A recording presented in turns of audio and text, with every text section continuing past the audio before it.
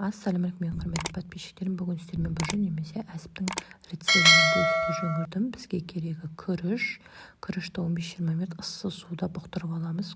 Сәбіз, жуа, чеснок, сарымсақ, тәтті бұрыш, сосын ет. Бұл жерде өкпе, бауыр, жүрек, барлығын ет тартқышта өтетін етіп турап алдым. Өркеш май, іш майлар салдым. Барлығын жақсылап ет тартқыштан өткіземіз. Және дәміне қарай қызыл, қара бұрыш керек болады. Сосын тұз саламыз. Барлығын ет тартқыштан өткізгеннен кейін үстіне 1 стакан жылы суымызды құямыз. Шектерімізді алдын ала барлығын жуып дайындап аламыз. Міне қараңыздар, барлығын өткізіп болғаннан кейін осылай суымызды құйып жақсылап араластырамыз, дәмін қараймыз. Содан кейін осылай ет тартқыштан шектердің ішіне еттерімізді салып аламыз.